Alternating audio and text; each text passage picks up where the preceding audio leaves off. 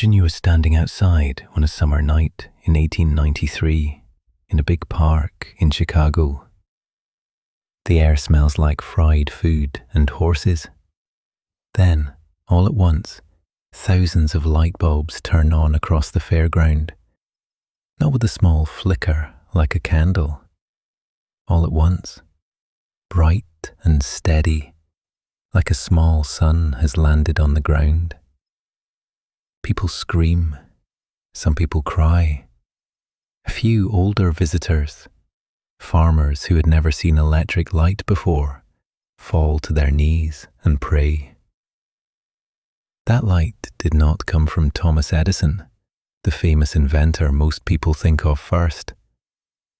It came from a taller, thinner man standing quietly near the control room, wearing a perfectly ironed suit, worried that his tie was not straight. His name was Nikola Tesla. Hello, my friends. Welcome back. Today we are going to talk about one of the strangest, saddest, and most inspiring lives in the history of invention. It is a story about a genius who lit up the modern world and then died, almost forgotten, in one small hotel room with barely any money at all. It is also a story about rivalry. Two men, Tesla and Edison, fought for years over which kind of electricity would power our homes. That fight changed the world, and it nearly broke one of the men involved. Let's start at the beginning. Nikola Tesla was born in 1856 in a tiny village called Smiljan. At that time, this was part of the Austrian Empire. Today, it is in Croatia. His father was an Orthodox priest, a serious man who wanted his son to join the church too. His mother, though, is the more interesting parent here. Her name was Nikola Tesla, and she could not read. But she had memorized long poems and folk songs, and she built small mechanical tools for the house with her own hands. Tesla always said his memory and his imagination came from her. And what an imagination it was.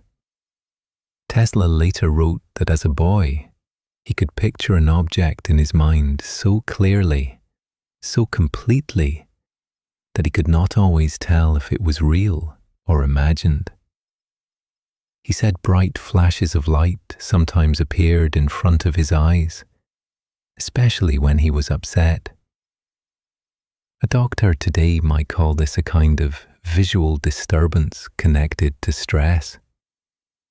Tesla just called it the affliction of my life, and also, strangely, the gift that let him design entire machines inside his head, test them, take them apart, and rebuild them, all before he ever touched the tool.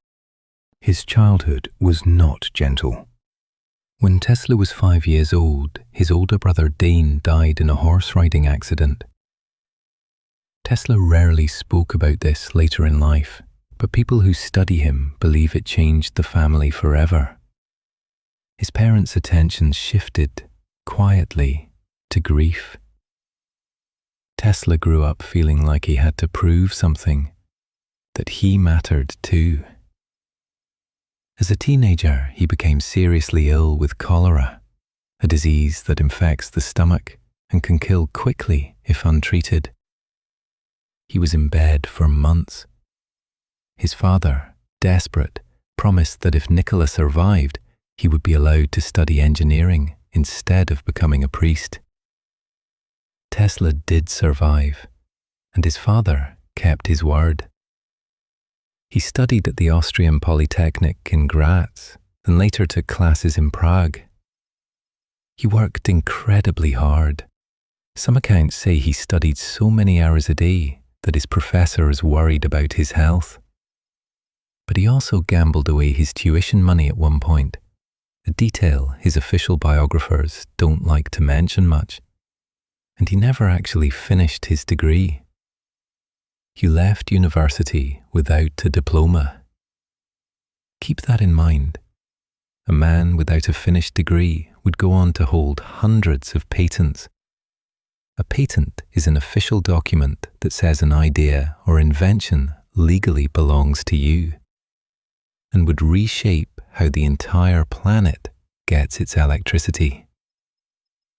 In 1882, while walking in a park in Budapest and reciting poetry to a friend, Tesla suddenly stopped. He had an idea. In his mind, he could see a spinning magnetic field, a way to make electric motors run using alternating current, often shortened to AC, instead of the direct current, or DC, that was common at the time. Direct current flows steadily in one direction, like water moving through a straight pipe. Alternating current switches direction back and forth, very fast, many times each second. Tesla realized AC could be sent over long distances far more efficiently than DC. This single idea would eventually power the modern world. But first, he needed money, tools, and the country that would take him seriously. In 1884, Tesla arrived in New York City. The story goes, and this part is well documented, that he had 4 cents in his pocket, a book of poems, and a letter of introduction to Thomas Edison. An immigrant, remember, is someone who moves from one country to live and work in another.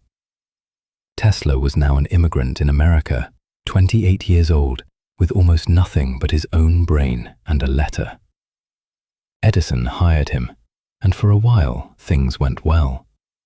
Tesla worked long hours, improving Edison's DC generator systems. According to Tesla, Edison promised him $50,000, an enormous sum at the time, if he could redesign the company's generators to work better. Tesla did the work. When he asked for the money, Edison reportedly laughed and said, "Tesla, you don't understand our American humor." Tesla did not find it funny. He quit on the spot. This is where the rivalry really begins. Tesla eventually found a new business partner, George Westinghouse, a wealthy industrialist who believed in Tesla's alternating current system. Edison, meanwhile, had built his entire business and a lot of his public reputation around direct current. He was not going to give that up quietly. What followed is sometimes called the War of the Currents. Edison's side ran an aggressive public campaign to convince people that AC was dangerous. He funded demonstrations where animals were killed using alternating current to frighten the public. He even helped push the idea of using AC in the electric chair, the first method of execution by electricity, so that people would associate alternating current with death. It's an ugly chapter, honestly, one of the low points in the history of American business. Edison, the man remembered today mostly as a friendly genius with a light bulb, played dirty. But Tesla and Westinghouse had something Edison didn't: a better, cheaper system, and eventually, a bigger stage. That stage was the World's Columbian Exposition in Chicago in 1893. The very scene we imagined at the start of this story. Westinghouse won the contract to light the entire fair using Tesla's AC system, beating out Edison's company on price. Nearly 200,000 light bulbs lit up the fairground each night. It was, at the time, the largest use of electric lighting the world had ever seen.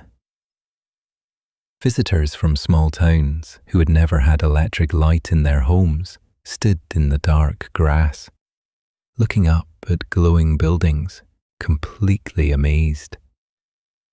2 years later, in 1895, Tesla's AC system was used to harness the power of Niagara Falls itself, turning the force of falling water into electricity that could travel all the way to Buffalo, New York, 26 miles away.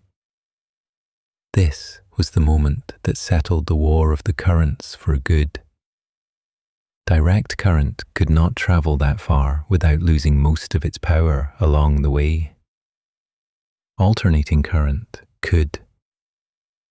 Today, alternating current is still the standard used in electric grids across almost the entire world. When you plug something into a wall socket right now, wherever you are watching this, you are very likely using a system built on Tesla's idea.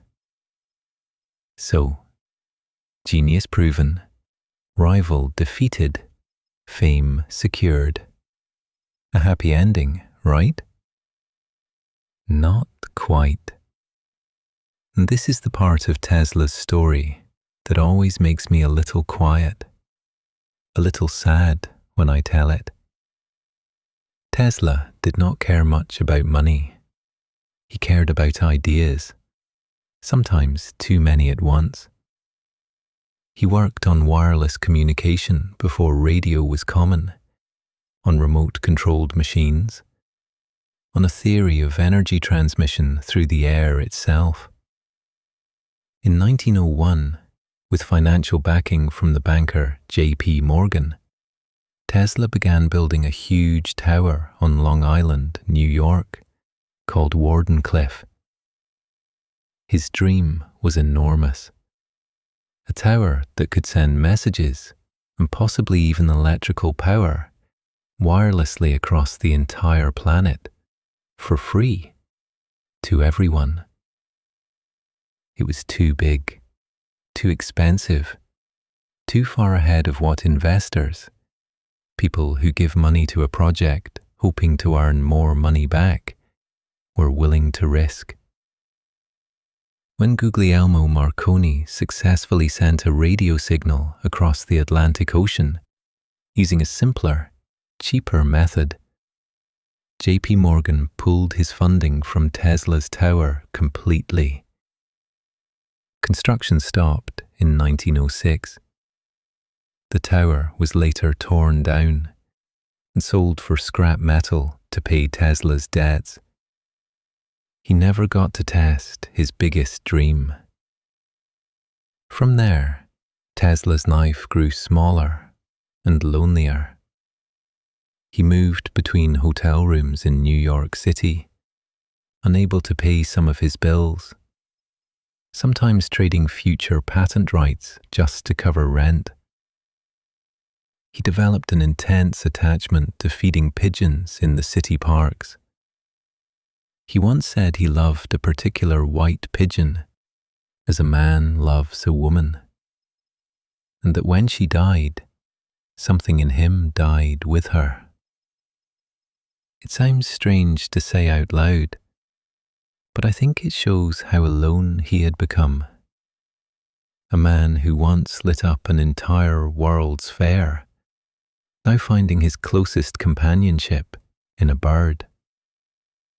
He died in January 1943, alone in room floor 3327 of the New Yorker Hotel. He was 86 years old. A maid found him 2 days later. At the time of his death, he held very little money and few possessions.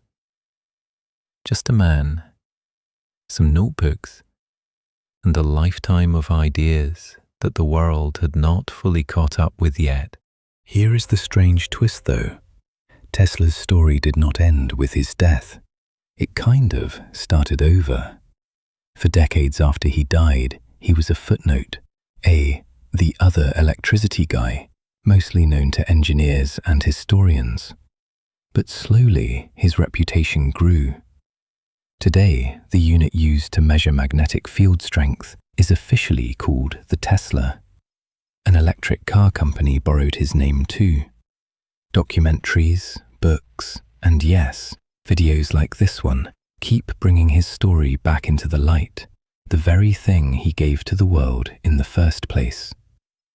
I think Tesla's life teaches something useful, even outside of science. He came to a new country not speaking the language perfectly, with basically no money, and he built one of the most important ideas of the modern age anyway. He made mistakes. He trusted the wrong people sometimes. He dreamed bigger than his budget allowed. But he kept going, one idea at a time, even when almost nobody else believed the idea was worth anything yet. And maybe that is something for you to hold on to too, especially if you are learning English right now, the way Tesla once had to learn a new country, a new language, a new way of explaining his ideas to people who didn't understand him at first. Learning a language is a little like his early years in New York, confusing, slow, sometimes embarrassing, sometimes lonely. But every new word you learn is like one more wire in the system. Alone, it doesn't do much. Connected together, over time, it can light up a whole city. So that's the story of Nikola Tesla, the quiet, strange genius who beat Edison in the fight that mattered most, lit up a fair, powered a waterfall, and then slowly disappeared into a small hotel room with his pigeons and his notebooks, only to be remembered properly long after he was gone. Thank you for spending this time with me, my friends. If this story helped you learn some new English words today, that makes me genuinely happy. Tell me in the comments, which part of Tesla's story surprised you the most? And if you'd like more stories like this one, simple English, real history, just tap subscribe and I'll see you in the next story. Take care of yourselves. Bye for now.